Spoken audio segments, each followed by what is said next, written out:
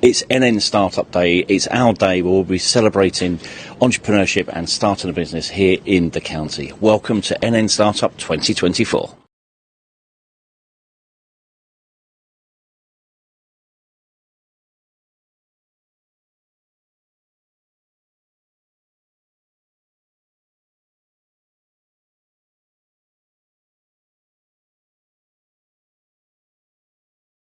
Well, good morning, everybody. My name is Kevin Hollinrake. I'm the Minister for Enterprise, Markets and Small Business. Winston Churchill said it better than anybody else, as he always does, when he said, some people see private enterprise as a predatory tiger that needs to be shot. Some people see it as a cow that they can milk. Few people see it for what it really is. That is the strong horse that pulls the whole cart. That's how important this conversation is. So really, welcome to the NN Startup Day. This is so important for our economy. The UK has a proud record, actually. We're third in the OECD for startups. But my job as Minister for Enterprise is to make your job so much easier. And this is a great place to do my job because I've not been a career politician. I started politics in 2015. For 30 years before that, I was in business. And I know how tough it can be. But I also know how rewarding it can be.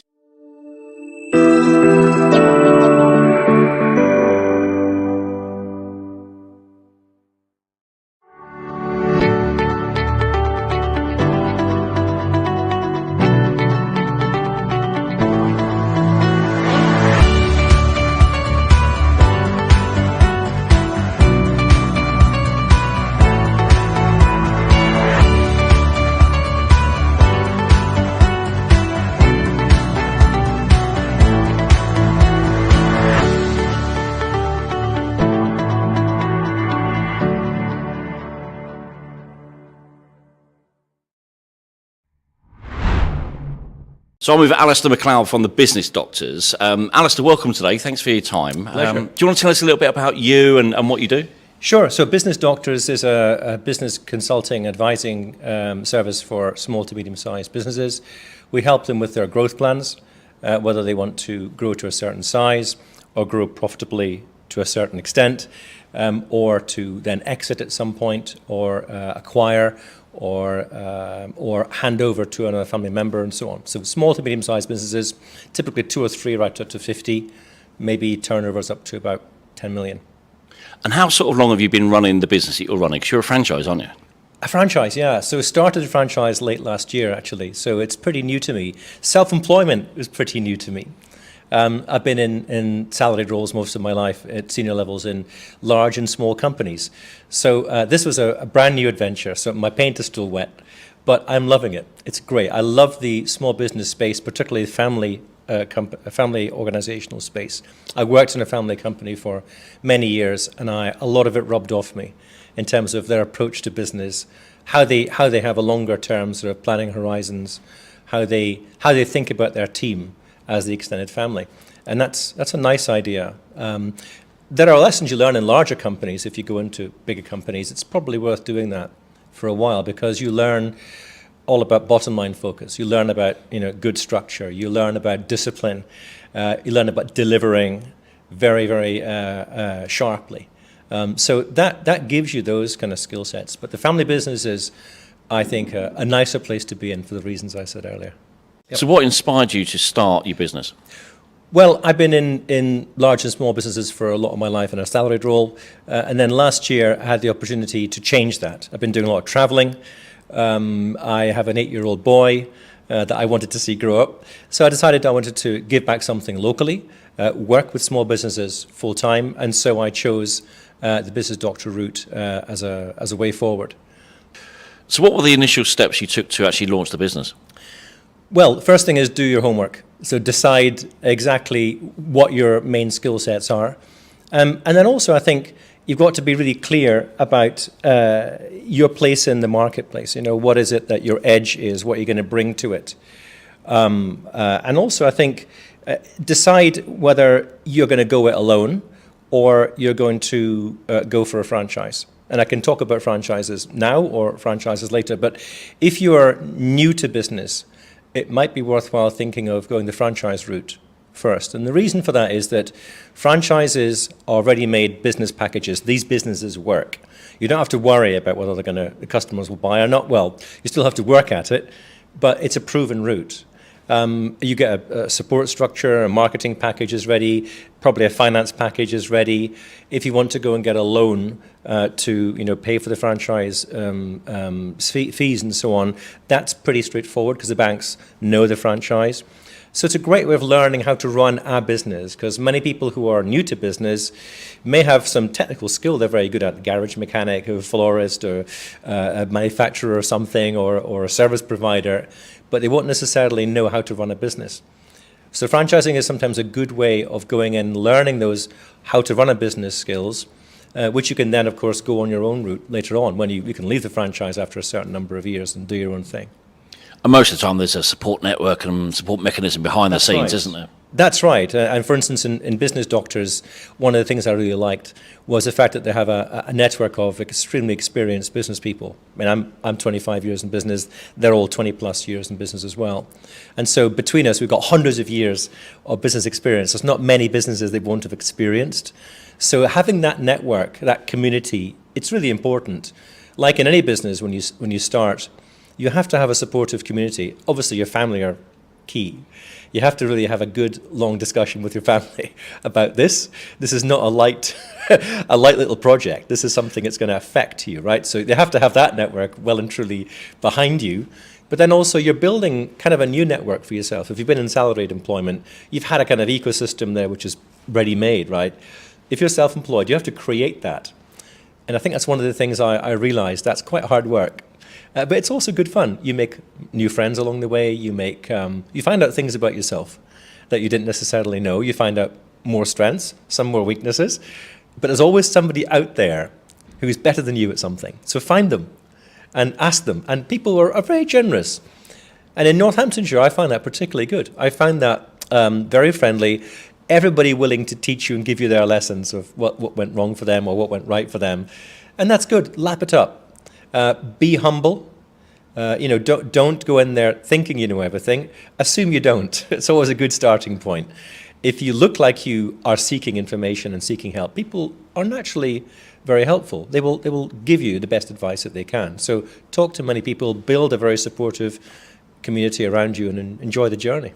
So how did you go about creating your own business plan for what you do? And with what you do, obviously business plans are really essential for businesses to move forward. So let's talk about your plan first of all. Okay, so my plan, I've done a lot of business planning in my life, so it came pretty easy to me. But again, the franchise route, they will offer you a business plan, a kind of template of a business plan. So what I did was I researched into the Northampton business environment, and then changed the business plan or updated it according to the data that I found there. Back to my earlier point about doing your homework. It's look before you leap is the best pieces of advice you can give. You can never do enough. Actually, in Northamptonshire, you're blessed because you have BIPC, SEMLEP. You've got those kind of organisations that are offering help, for startups, people who are there. Their job is to help you get going. And in Northampton Library, there's an amazing database that you can, with a library card, you can get access to some very sophisticated databases to do some market research. So I did the market research, plugged the numbers into the business plan, but really the most important thing you've got to think about with your business plan is what benefit are you going to give the customers? Think of the story that you're going to tell. Imagine you're trying to sell this to somebody across the table, They're going to want to see the numbers, right? Of course. But the numbers are generated from a concept. You have to have a sales concept or something, a marketing concept that is interesting to the customers, because it's unlikely you'll be doing something that's never been done before. You're doing something that's already been done by hundreds, if not thousands of people. So you have to think about what benefit is it that the customers are missing today or would like that you can give. And also, I think you've got to think about the team that you're going to have around you if you're going to build a business that has a small group of people. They have to feature big in the business plan because they're an essential part of the delivery. And also do think about this thing I call the edge. What is the edge that you bring to the marketplace? Why should anybody buy from you? Keep asking yourself that question in everything you do, and the business plan will kind of build itself around that concept. Why would they buy from you? What edge are you bringing? What problem are you solving? And why is it that it's going to be nice and fun and good to do business with you as an individual, as an organization? So a bit of your DNA inside the business. Why is it going to be great doing business with you is a good question to answer in the business plan. So, start of the business obviously attracts challenges. Yeah. What sort of challenges have you seen since you launched the business? Well, I think the transition from salaried employment to self-employment was interesting. I have to say, I've loved it, but you have to be very humble, right? You have to really decide that you're going to learn from scratch, and it's actually best to think about that. I have a lot of experience of being in business, but running your own show is a different thing. So I had to learn how to listen, actively listen to people who are giving you advice, right? And that's a skill you can never stop developing, right? Active listening. I think the other thing is that there are 3 words that are important when you're running your business. One is organization. You have to be organized. Because no one else is going to do it for you, right? You really have to be on your game, use the Microsoft tools, use planning tools if you can, get into the habit of doing it because they've been developed for people like you. The other thing that's very important is discipline. You have to have a way of controlling yourself. There are things that you need to do, time management, delivery of things, prioritizing the customers. All these things are important, particularly time. You realize very quickly how much time can run away from you if you don't have a disciplined approach to how you use it and how you deploy it. It's very precious. You can't get it back when it's spent. So those 2 words are important. So that's organization, discipline. The final one is passion, right? You have to wake up in the morning and want to do this. So whatever it is you're doing, you really it has to fire you up, because there are going to be those cold, wet, early winter days that you're going to have to get in the car or walk down to the office or whatever it is, or the customer, and do something amazing, right? And be that positive energy and so on. So you have to have that fuel inside you to push you through the hard times, and then to obviously celebrate when everything goes well. So how do you stand out from the competition? So the nice thing about Business Doctors, the reason I joined them, is because we don't sell packages or anything. We don't have coaching packages. We don't have courses. We don't do anything like that. They are great. If you want to go on courses, there's plenty of great stuff out there. What we do is we get to know the business, your business, through asking you quite a few questions. And then we listen to what you'd like to solve. So what is the issue you'd like to solve? Where would you like to go with the business? And we sit with you and build a plan specific to your business, right? It's tailored around you, like a good tailor creates a decent suit, right? There's no flappy bits and tabs that are not fitting. It really has to be customized to you. So that's the first part. And then the second part is that we then sit with you and deliver it. Right, so we will be with you over those months and probably years it's going to take, because building a successful business is not a sprint, it's a marathon, right? So this is a long-term relationship. This is not a one and done type thing. This is really about keeping you honest to your own plan. It's your plan, right? It's the business plan. It's not my plan. I helped you create it, but it's your plan. And so delivery is something that is sometimes difficult for owners to do, because they're in the business all the time, working in the business, frantically doing X and Y and Z and 1, 2. You're the T-boy, you're the accountant, you're the marketer, yep. you're the finance person, you're the bill payer. There's all kinds of things, there's all kinds of stuff going on, and that can easily blow you off the kind of long-term course. So having someone like me or having someone like a business doctor helps keep you honest to that plan. And also if changes happen, if upsets happen, storms happen, replan and keep going. So what advice would you give anybody looking to start their own business? I think, as I said earlier, do your homework. Really, there's no excuse for not doing it. Northamptonshire is rich with data sources, so be sure you do that. I would say also seek help. Like I said, there's Northampton BIPC, there's SEMLET, there's lots of organizations out there that will help you put a plan together. Seek a network or find a network, join a network of people like NNBN, like BNI, like all these amazing organizations that have hundreds of people in them who have got thousands of years of experience in business. Go there, listen to them, ask questions, don't be afraid. People will be more than willing to help you out. So do all that before you write your business plan, and do be honest with yourself in the business plan. Don't write fanciful numbers.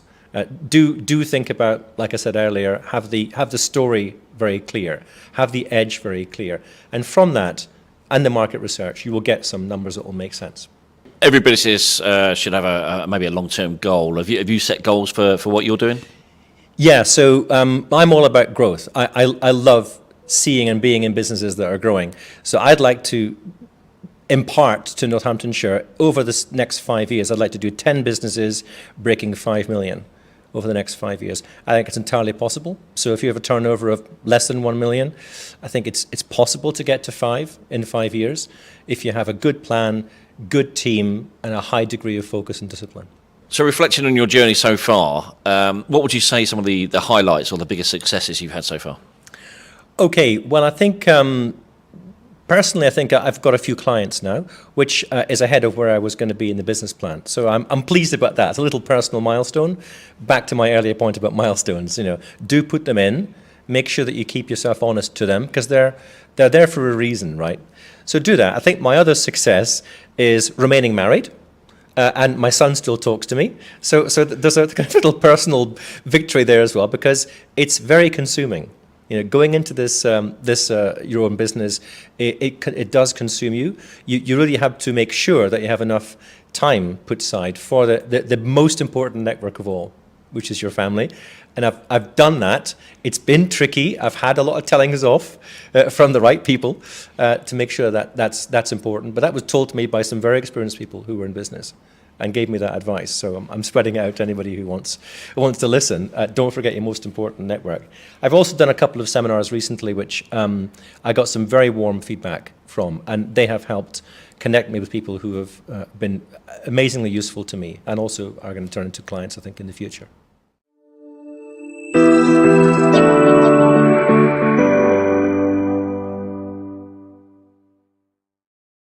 We all want the bare necessities of life. To have a place we can call home. To have a family that's happy and united. To have protection for your loved ones. To have a good job where you're valued. But life is full of ups and downs, and sometimes we all need a bit of friendly legal expertise to smooth things out. Visit our website to find out more. Wilson Brown Solicitors. We're all the help you need.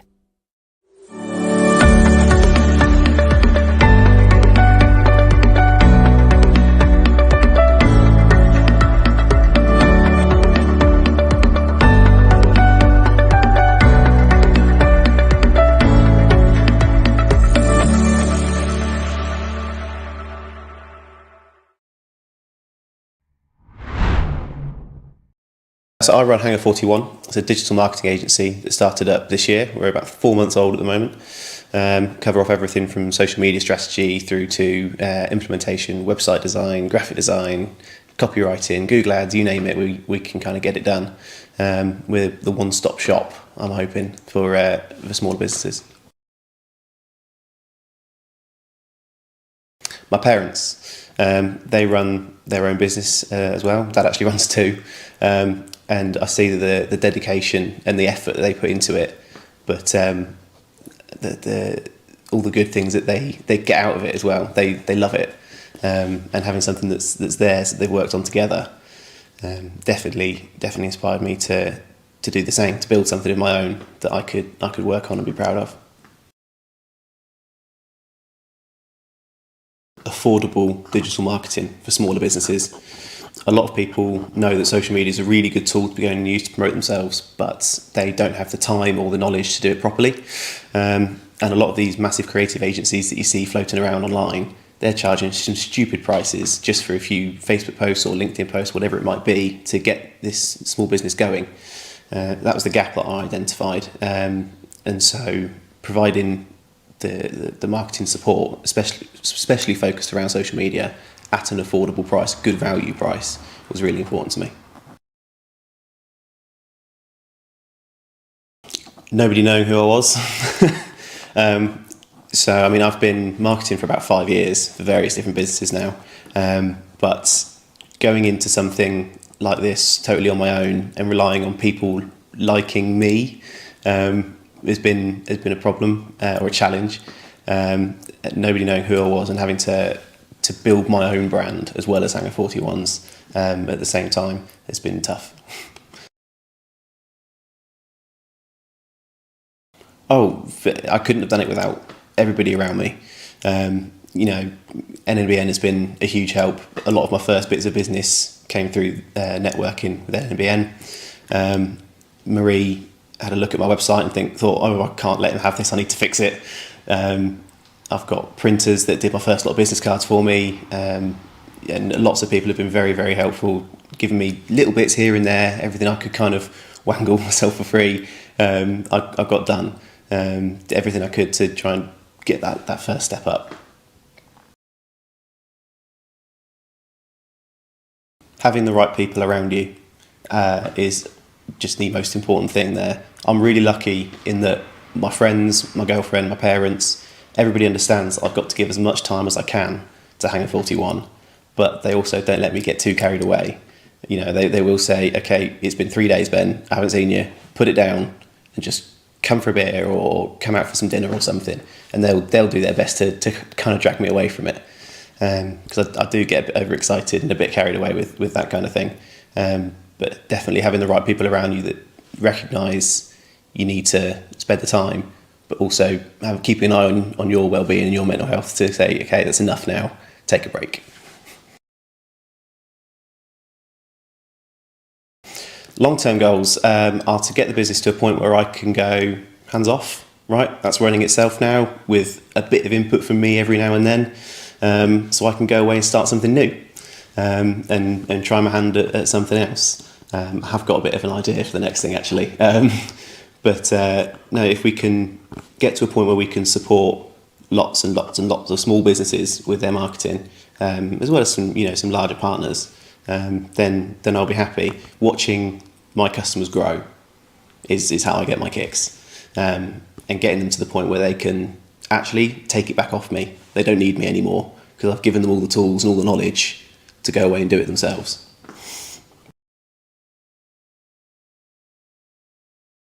Biggest successes so far. There was one customer that we started from absolute scratch on social media. She had nothing to go on, and we were getting organic leads through Facebook in 3 months. Was a big thing for me. I sort of said to her, it's going to be 6, 9, maybe a year before we actually start to see something come from this, because we've got to build it up and get going. But to get leads coming through in 3 months that she's then going away and securing the contracts for, I was really happy with. And then personally, I got a big new customer a couple of weeks ago, which has taken a lot of the pressure off financially.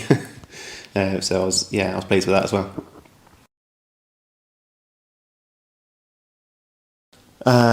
Don't be afraid to ask for help, because I haven't been able to do everything on my own. So it's important that you're able to ask for help. Take every opportunity that comes your way for the business or for you. If somebody invites you to come and do something kind of business related, go and do it, because the sort of the contacts you'll meet and the reach you might get from that you don't know could be huge. And the best bit of advice I got when I was starting it was just get on with it. There's a million reasons not to do something or to do something a bit differently, but if you just stop thinking about it too much and get on with it, you'll definitely see results come through quicker. We primarily focus on social media management. So we look at, in the first instance, going away and creating a strategy that revolves around target audiences, content types, messaging, that kind of thing.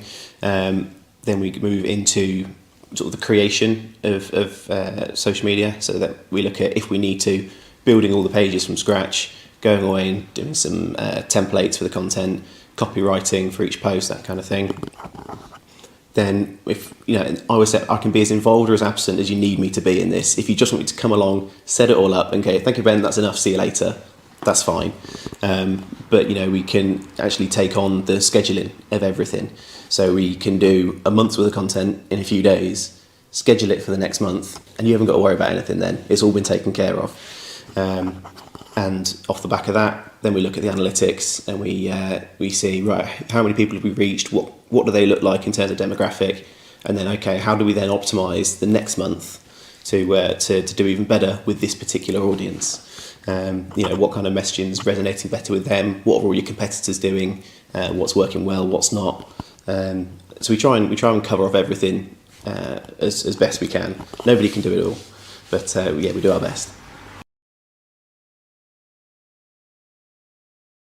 I went a little bit gung-ho with it. Start of this year, I quit my 9 to 5, and then I went on holiday. And then I came back and sort of thought, right, well, now I've got a month to get everything in place before we go. And so that was things like getting my own social media and website sort of set up, building a really rough business plan kind of outline of what I wanted everything to look like, making a list of everybody that I knew that might be interested in what I do, going away and doing a bit of research, and I sort of thought, who's hiring a social media manager? Brilliant, I'll go and talk to them, because I think I could save them some money, and there's certain advantages and disadvantages to outsourcing. But I made that list. I tried to work on some literature and some content types for myself. And then before I knew it, the deadline was there, and I was leaving my comfortable job and going into something really, really scary. I just sort of thought, right, well, the rest of it I'm going to have to learn on the go. I'm just going to have to figure out how to do it. I think I regret going in with so little structure. And if I was going to do it again, I'd have spent a bit more time prepping for it. But it's done now, so it's time to crack on.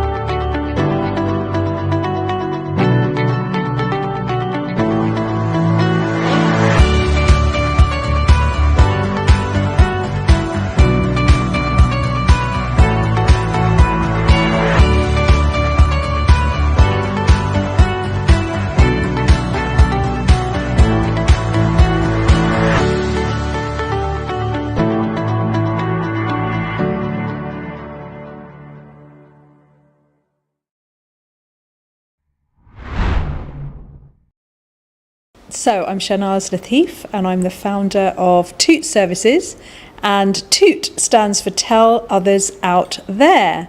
So it's a testimonial gathering and social proof company. Creation of my business is inspired by the fact that I don't think businesses, especially small businesses, and I've got to say female-led businesses, don't tend to shout about what they do. It tends to be that we get on, we do our work, the next week passes, we've got our to-do list, and we know for a fact that word of mouth is probably the best way to market any business. And if you don't get that information, if you don't ask people, what difference have I made? Where were you when you started and where are you now? If you don't actually get that information, you don't have the things that you need to shout about in your business. So I think we were just being very quiet about our businesses, and I wanted to fix that. And I think there's reasons why that happens, and I'm really happy to share more about that. I think that there's a combination of being a little bit embarrassed and a little bit of a worry that when you've finished working with a client, then you feel like that's the service done and they've paid for it, and so we kind of move on.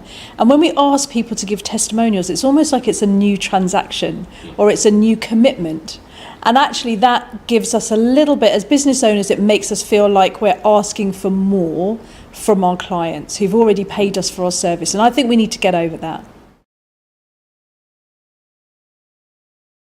This is a great question. I don't really believe in competition. I think it's more about how does the work that I do complement what others do. Now, I'm not a marketing professional, but I see that perhaps testimonial gathering might sit in the field of marketing. So if there are people out there, and there are many who are doing marketing, this is probably one of the things that they would do as part of their work. And similarly, things like PR, evaluation, research, these are all kind of complementary disciplines to what I'm doing. So my service is quite a niche one because it's very much specialising on getting the stories from clients. So customer feedback is a massive piece for me. I've got to walk my talk, right, Simon? There's no point actually saying to everyone out there that social proof is really important to get if I'm not getting that for myself. So whenever I do workshops, you've been on one of them, I always ask people to give me some feedback. So that's through an online questionnaire, and I try to make those really easy and simple. And then I look at those, and then I reflect on what it is that people have told me about the workshops. The length, the pace, the content, all of that, my approach and what they've learned from that. And then I use that to then create the next set of workshops or other offers that I have. So feedback for me is massive. But I think feedback is different to testimonials, because feedback is what you use internally to learn and to grow. You don't have to share that with the outside world. Whereas I think testimonials are those good news stories that you absolutely want for yourself motivationally, but also to share out there to attract the potential clients that are waiting to hear from you. So number one on my list every day is self-care. And that might be a yoga class, it might be a workout, it might just be a walk in the park. But I put that in green on my calendar, so it's conveying peace and it's something for me. And our calendars get really cluttered with all the service we want to do to everyone else. You cannot serve others if you haven't served yourself, is what I've learnt. And I'm a mum, I'm busy with life, I'm busy with the clients that I definitely want to serve. But for me, it's about putting those things in from the beginning that are not negotiable. And it might just be 25 minutes, it doesn't have to be long, but it does have to be there. So that would be my tip and it's my tip to my future self, to always put that self-care in, because I think the more we want to progress, the more we have to rest. So in my dream space, when I think about where Toot can go from now, I foresee an academy where people have actually taken the Toot system. They know how to tell others out there. They know how to put a system in place that helps them to gather feedback and recommendations and testimonials. And actually they're now accredited to do that. So there might be virtual assistants that come to the academy, and that's then a service they can offer to people they assist. It might be that there's a coaching company that puts testimonial gathering on their certification, and I'd be at the forefront of that. But ultimately I would love to have, and I do have a few associates already, but I'd love to have a number of associates who take the Toot system and use that, so that more small businesses are able to shout from the rooftops or very loudly whisper about the work that they're doing and the transformation that they're making. So I think I'm still in the challenging phase, because it's only been a year since I've gone limited, and I did actually trial the service when I was doing that kind of fee-free initially. Now it's a case of really getting the right price tag for the right services that I'm offering. What I've found is that it's often a negotiation. So I will have in my mind what I think the value of the service is, because whilst my business is new, my expertise is 20 years in the making. So I've got to find a way to value my service and meet the client's expectations for price. So that's one of my biggest challenges always, is to find the right price. The second struggle for me has been, do I need to do this for people, with people, or do they need to do it themselves? And I've found that when I've offered the capability building, the do-it-yourself piece, people have been less forthcoming. Whereas if I've said, this is what I can do, would you like me to do it for you? They've gone, yes, please.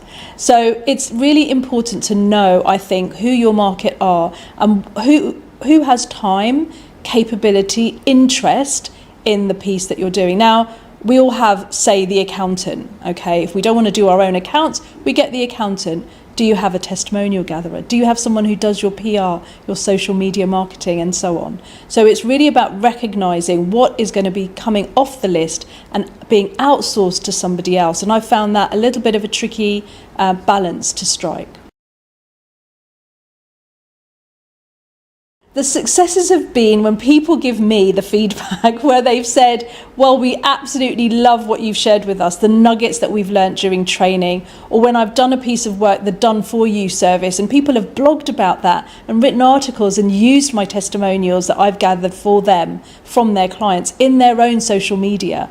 That's been an absolute highlight for me, and I absolutely love meeting people, whether that's online or in person, and reading those testimonials that then end up on their website. And I guess for me also having the highlight of getting recommendations on my own LinkedIn profile that show that I'm, really good at what I do. So there's been wins from my clients and there's been wins for me personally. I love the flexibility. I love listening to stories. That is the passion behind all of this. And I think if I didn't like listening and if it was just a job to do, I would not be doing this still a few years later. So that's been my absolute joy throughout this business. So a recommendation, the kind of thing that you see on LinkedIn, right, is somebody saying, well, I recommend this service, I've used the service, and so was really great and I learned a lot. And it's quite small, quite short, and it's quite immediate, and which is great. That's what we need. We need our LinkedIn profiles to be filled with those recommendations. A testimonial has a slightly different rhythm to it. It takes a bit of a longer time because it's a story. It's got ups and downs, it's got twists and turns. It's about the journey that the client went through. Now, I don't want to give all of this away, but I do have a methodology, an approach which has 7 steps in it to get not just any old testimonial, but a sparkling testimonial where you're actually following the journey of the client. So that is where I'd like to draw the distinction between a quick, easy, really good, important recommendation and a slightly more depthful testimonial. All my offers, all my services and all my invitations are on my website, which is www.tootservices.co.uk. And I also have a link tree that is /Toot Services, where you can jump straight on and book some of the workshops that I have offered every month. You can come in actually also to my free Fridays. Now, my free Fridays are about connecting and celebrating, because maybe, just maybe, if you took 25 minutes at the end of the week to pat yourself on the back for what it is that you've achieved, you'll get used to telling others out there about the difference that you're making. So I offer that as a free space to connect with other businesses and to give yourself the opportunity to celebrate your weekly wins. Disbelief, partly because you think actually it all works in my head, and I've had some of the kind of beta testing of these things, but is someone actually going to pay real money for this?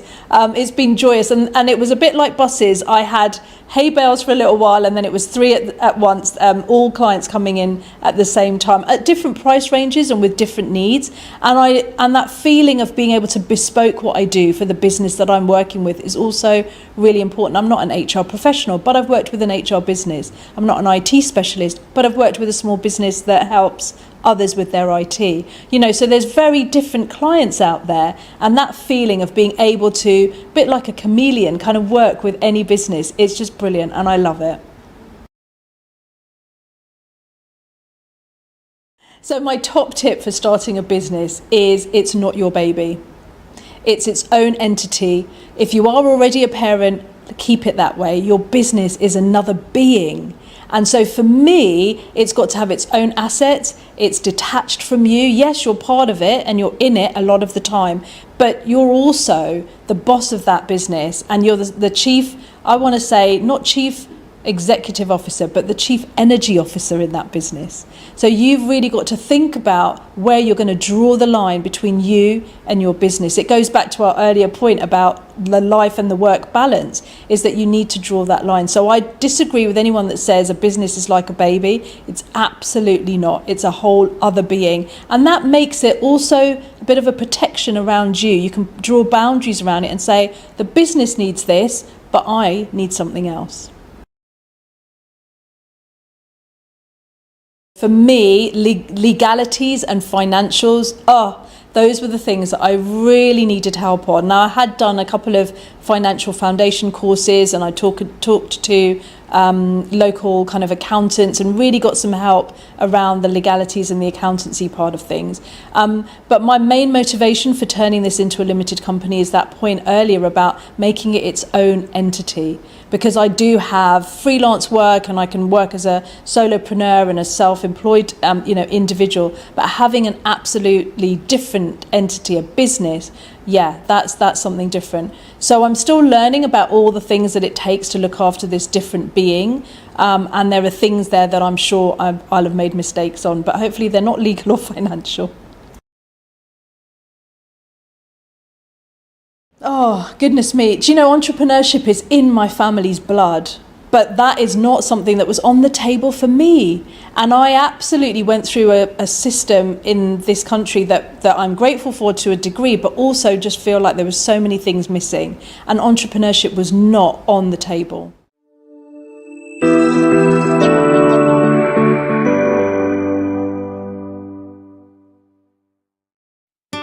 At Wilson Brown, our family law team deals with all things concerning relationships and what happens when they break down. We deal with everything from disputes about the family home and other assets to how your children are cared for. With all options considered, including mediation, we'll help you consider the needs of everyone involved and find the best way forward so you can make the right decisions for the future. With Wilson Brown Solicitors, we're all the help you need.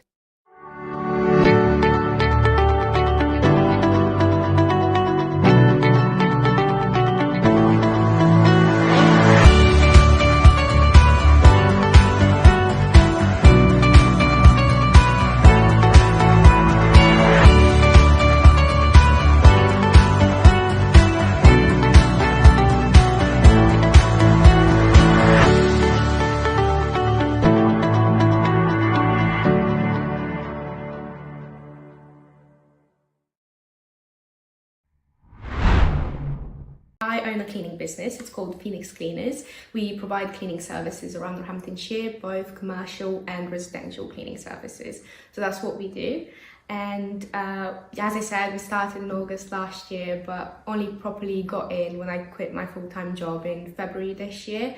And since there, I tried everything to just get out there, get clients, and build the business up. It's been going quite well. We're trying to find our niche at the moment because it feels like we're doing a bit of everything, which is of course great, but my main aim for this year is to be able to say that we specialize into a particular area so we can make the most for our clients. And so we are venturing serviced accommodation now and also post-construction cleans. So that's basically where we are with everything. It was my mum, actually. I've always had an entrepreneurial dream of becoming a business owner, but I never thought it was going to be so soon. I worked in an accountancy practice, so I had the background of bookkeeping, administration, and all that sort of thing. That was the main reason why I chose to go into an accountancy practice, and I did tell my previous employer that from the start. It wasn't necessarily that I wanted to be an accountant as much as it was to gain the knowledge so I can one day run my own business. And my mum, she's been a cleaner for about 8 years now, and she, in the last period, she started struggling in terms of not enjoying the work she was doing, not necessarily the work as much as the team she was working with. And so seeing my mum struggle, of course, wasn't easy as a daughter, and I just saw an opportunity and I took it. I basically told my mum that it's either going to be you that quits her job or it's going to be me. And we decided that it's going to be me that quit her job and went full-time into this. But my last day at work, she decided to quit her job as well. So it was all a roller coaster of emotions. But once we got the startup stage out the way, we managed to build quite a beautiful client base, and now she's happy. Every time she goes to work, she's really excited to see the next client, because she's truly building relationships. The client truly appreciates what she does, and it just, of course, grows my heart to see that, and it just motivates me to go further and further, because I know what she can provide in terms of her own abilities to do the cleaning, but also to train other people to provide the best cleaning service for others as well. So back in August last year, we only had one client, and that client we obtained via Facebook.